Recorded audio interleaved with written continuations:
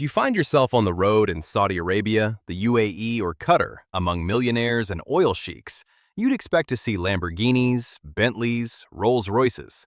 And yes, they're there. But the car you'll see everywhere is the Toyota Land Cruiser. Not because people can't afford something better, but because they know that better doesn't always mean more expensive.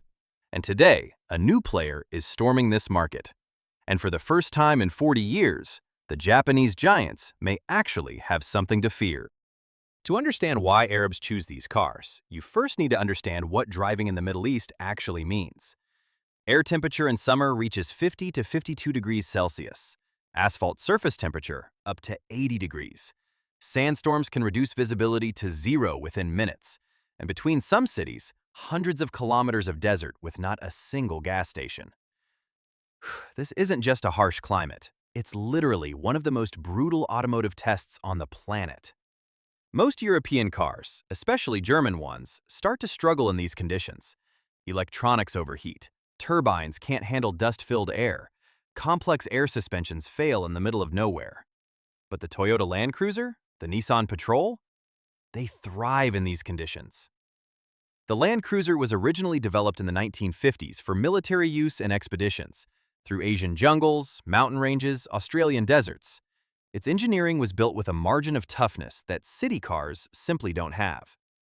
The body-on-frame construction withstands the twisting forces of off-road terrain. The V8 engine, or powerful diesel, pulls even at plus 50 degrees Celsius. The high ground clearance lets it conquer dunes that would be a wall for an ordinary crossover.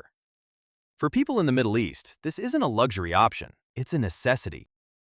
There's one number that says more about Japanese cars than any advertisement ever could. On YouTube, you can find videos of Toyota Land Cruiser owners proudly showing odometers at 500,000, 600,000, even 800,000 kilometers on the original engine. 800,000 kilometers! That's 20 times around the Earth! In a region where distances are vast and the nearest service center might be 300 kilometers away, reliability is literally a matter of safety.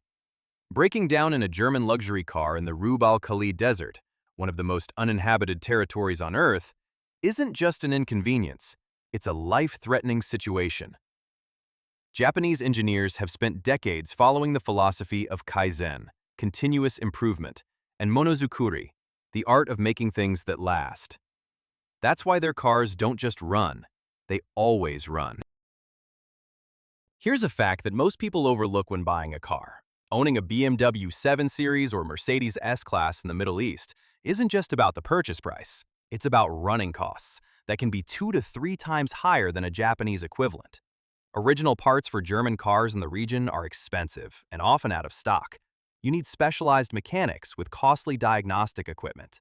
Even a simple oil change on a modern German turbo diesel can turn into a full ordeal. Toyota, parts are available at any auto shop. Every mechanic knows these engines by heart. Oil, filters, shocks, all standard, accessible, affordable. In the wealthy Gulf states, this might sound paradoxical, but even affluent people value simplicity. Because time is worth more than money. And a car that doesn't demand constant attention is worth more than one that always does. Something interesting happens at Dubai's car auctions. A 2018 Land Cruiser sells for nearly the same price it did at the dealership. That's not an exaggeration. The Toyota Land Cruiser retains 70 to 80% of its value after 5 years. By comparison, the average European car loses 50 to 60% in the same period. In practice, this means if you bought a Land Cruiser for $90,000, in 5 years, you'll sell it for $65,000 to $70,000. A German competitor at the same original price will go for $35,000 to $40,000. That's a $30,000 difference on resale alone. In a region where a car is both a status symbol and an investment, that matters enormously. But here's where the real answer lives. Not in specs, not in resale charts. Every Friday across the Arabian Peninsula, families pack their Land Cruisers and Patrols and drive out into the desert. Not because there's anywhere specific to go, just to go. To be in the open, to sit by a fire under stars that are impossible to see in the city. The kids sleep in the back on the way home. The fathers talk about the route they took, the dune that almost got them, the guy in the next car who needed a tow. It's the same conversation their fathers had. The same cars, almost. The same ritual. There's even a traditional form of dune drifting called tafit, sliding and drifting a heavy 4x4 sideways across the sand at full throttle. It's been passed down through generations of young men across Saudi Arabia and the Gulf. You can't do it in a city crossover. You need a real truck, with a real frame, with real power, and a driver who learned it by watching someone else do it first. The Land Cruiser in Arab culture is what the Harley-Davidson is in America, what the old pickup truck is in rural Texas. It's not just transportation, it's who you are. It's where you came from. It means your father trusted it with his family, and now you trust it with yours. You don't walk away from that because something newer came along. And this is where the story gets really interesting. 10 years ago, telling an Arab car enthusiast Chinese car was almost an insult. The associations were simple: cheap, unreliable, not serious. Today, everything has changed. At the Dubai Motor Show in 2023 to 2024, the stands for Jetour, Haval, Chery, Geely, and BYD were drawing the same crowds as Toyota and Nissan. Why? First, technology. A modern Chinese SUV at $35,000 offers a 12-inch screen, wireless charging, a panoramic roof, adaptive cruise control, and dozens of digital features. A Toyota in the same segment is significantly more modest on the tech front. Second, design. Chinese designers have made an incredible leap in the last 5 years. The Jetour Dashing, Haval H6, Chery Tiggo 8 Pro. These are cars that look expensive, especially on the inside. Third, price.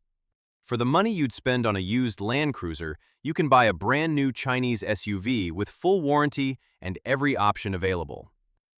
But the biggest question, desert reliability. And this is where Chinese brands are still proving themselves. They don't have 40 years of reputation. There are no stories of 800,000-kilometer engines. Buying a Jetour means betting on the future. Buying a Land Cruiser means buying a proven legend. But the younger generation of Arab buyers, those aged 25 to 35, are willing to take that bet. For them, technology and style matter just as much as reliability. So why do Arabs love Japanese cars?